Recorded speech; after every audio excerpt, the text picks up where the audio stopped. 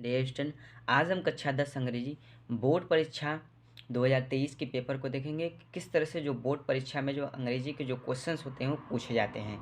तो सबसे पहले आपको 3 घंटे 15 मिनट का जो पेपर होता है, 70 नंबर का जो पूर्णांक होता है यहाँ पे, और 15 मिनट आपको पढ़ने के लिए निर्धारित किया जाता है। तो सबसे पहले वाले क्वेश्चन को यहाँ पे देखते हैं। तो सबसे पहला क्वेश्चन जो पार्ट ए आपका जो होता है, इसमें मल्टीपल चॉइस कुछ क्वेश्चन पूछता है। एक पैसेज आपको दे देता है और इसी पैसेज में से आपको जो मल्टीपल चॉइस जो क्वेश्चंस होते हैं वो पूछे जाते हैं।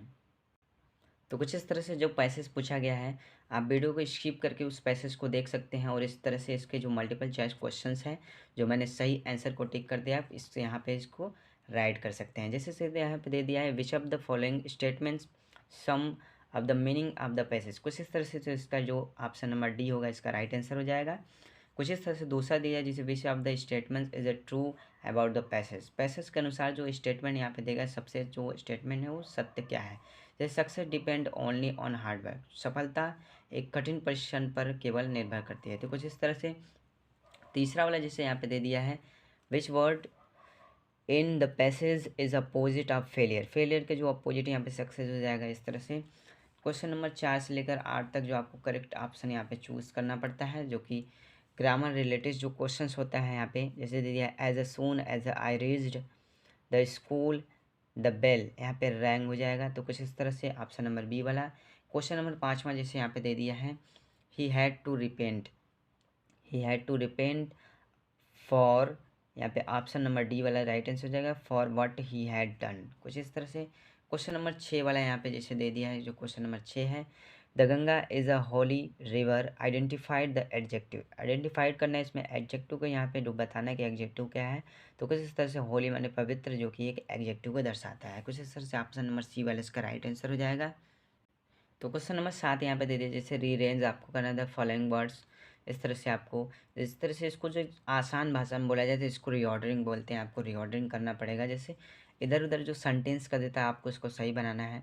जैसे मैंने आपको देखिए ऑप्शन नंबर बी वाला करेक्ट बनाया, he borrowed a lot of money from me. कुछ इस तरह से ऑप्शन नंबर इसका राइट आंसर हो जाएगा बी वाला। अब क्वेश्चन नंबर 8 को देखेंगे, जैसे यहाँ पे दिया है, which of the following words is misspelled. कुछ इस तरह से दिया जो कि मिसफेल्ड, उसमें कुछ जो जो एक दो वर्ड होती हैं, जो शब्द होती हैं उसमें मिस हो जाती हैं। कुछ इस तरह आपको ढूंढना है। जैसे अचीव का मीनिंग सही है, डिसीव का मीनिंग सही है, रिसीव का मीनिंग सही है। यहाँ पे बिलीव, क्योंकि BELI होता है, यहाँ पे LI नहीं है, ई है। इस तरह से इसका ये गलत हो जाएगा। ठीक है, तो 9वां 10वां क्वेश्चन को यहाँ पे देखेंगे, जो कि आपके पैसेज से बेस्ड है, जो कि आपको सामने एक पैसेज दे दिया गया, जो कि आपके बुक से रिलेटेड जो पैसेज है। जैसे यहाँ पे दे दिया है, who according to Mandela is not free. Mandela के अनुसार कौन आज़ाद नहीं होता है। तो कुछ इस तरह से बोथ, जैसे ओप्रेशर एंड, यहाँ पे दे दिया ओप्रेस्ड, मतलब दमन करने वाला और दमन होने वाला, कुछ इस तरह से दोनों। ठीक है, अब 10वां क्वेश्चन यहाँ पे दे दिया है, a man who takes away another man's freedom is. एक आदमी दूसरे आदमी की जो यहाँ पे आज़ादी को जो छीन लेता है उसे क्या कहा जाता है। तो कुछ इस तरह से उसे प्रिजनर ऑफ हार्टेड, उसे हृदय का, ठीक है, कैदी बोला जाता है। तो कुछ इस तरह से क्वेश्चन नंबर 11 से 13 तक जो दिया है, 11 से 13 तक जो क्वेश्चंस हैं आपके, जो भी क्वेश्चंस आपके जो क्वेश्चंस हैं वो मंडेला से ही क्वेश्चंस पूछा गया है। यहाँ पे निर्देश में यहाँ पे दे दिया है, आपको करेक्ट ऑप्शन यहाँ पे चूज़ करना है। जैसे according to Mandela what is the greatest wealth of a nation. तो मंडेला के अनुसार राष्ट्र की सबसे बड़ी जो संपत्ति होती है वो पीपुल होते हैं, उसके लोग होते हैं। कुछ इस तरह से मंडेला के अनुसार ये था। जैसे what did Lencho think of the post office employees. Post office employed के बारे में, जो कर्मचारी थे उनके बारे में जो लेंचो था वो क्या सोचता था। तो सोचता था कि बंस ऑफ सारे के सारे जो क्या थे, बेईमान के समूह हैं। तो कुछ इस तरह से क्वेश्चन नंबर 13 को देखेंगे। तो क्वेश्चन नंबर 13 दिया है, जैसे कि why does Anne want to keep a diary. Anne diary रखना क्यों चाहती थी, कुछ इस तरह से। तो सी हैज़ नो क्लोज, उनका कोई वास्तविक मित्र नहीं था, इस तरह से वो डायरी रखना चाहती थी।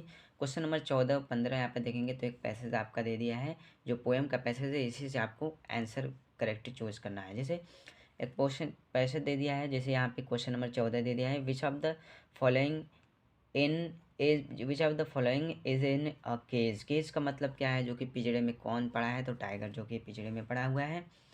अब इसके बाद दे दिया है, जैसे 15 question, who is the poet of the poem from which the above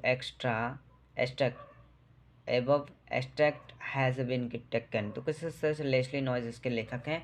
तो कुछ इस तरह से क्वेश्चन नंबर 16 से 20 वाले को देखेंगे। तो 16 से लेकर 20 तक के क्वेश्चन है, आपको चूज द करेक्ट आंसर को आपको चूज़ करना है यहाँ पे। जैसे हु वाज मिसेस पोम्फ्रे, मिसेस पोम्फ्रे कौन थी, तो वो द मिस्ट्रेट, वो मिस्ट्रेस थी।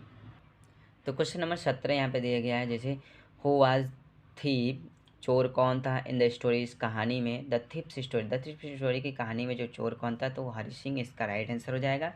क्वेश्चन नंबर 18 यहाँ पे दे दिया है, रिचर्ड एब्राइट वाज ए या फिर एन, दोनों में से कोई आपको एक यूज करना है, उसे आंसर के अकॉर्डिंग यूज करना है। जैसे आंसर देखेंगे तो ये एक साइंटिस्ट है, चूँकि साइंटिस्ट है इस तरह से, तो यहाँ पे हम अ लगाएंगे क्योंकि एक साइंटिस्ट मतलब एक वैज्ञानिक थे। कुछ इस तरह से ऑप्शन नंबर डी वाला इसका राइट आंसर हो जाएगा। क्वेश्चन नंबर 19 दे दिया, जैसे माल्टीजा ऑलवेज रिमेंड, तो इसका राइट आंसर हो जाएगा अनअपेज। कुछ इस तरह से फर्स्ट ऑप्शन इसका राइट आंसर हो जाएगा। क्वेश्चन नंबर 20 दिया, जैसे who was Ramlal eldest daughter, Ramlal की जो सबसे बड़ी बेटी कौन थी, तो वो राधा थी, जो कि सबसे पहले उसका विवाह हो चुका था।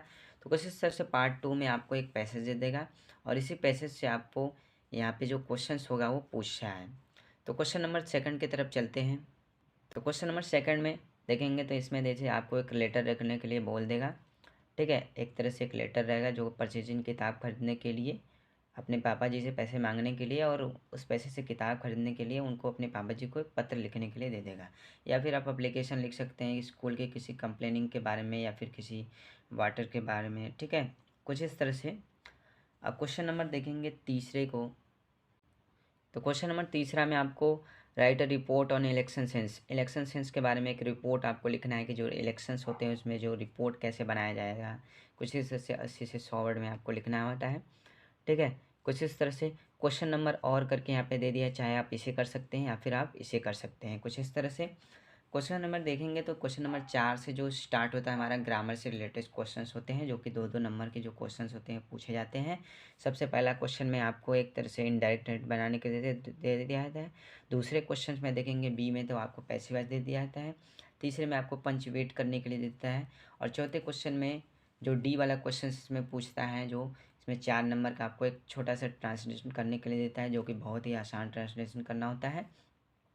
तो उसके बाद हम क्वेश्चन नंबर 5वां में देखेंगे, जो कि आपके लिटरेचर से जो क्वेश्चंस होता है पूछा जाता है, जो कि आपके बुक से क्वेश्चन पूछा जाता है और उसी तरह से आपको आंसर लिखना पड़ता है। जैसे why did postmaster send a reply to Lencho first letter addressed to God, कुछ इस तरह से जो पोस्टमास्टर था उसे क्या जो रिप्लाई करता है, सेंड क्या भेजता है उसके पहले, ठीक है, एडजस्ट वहाँ पे क्या करता है, कुछ इस तरह से।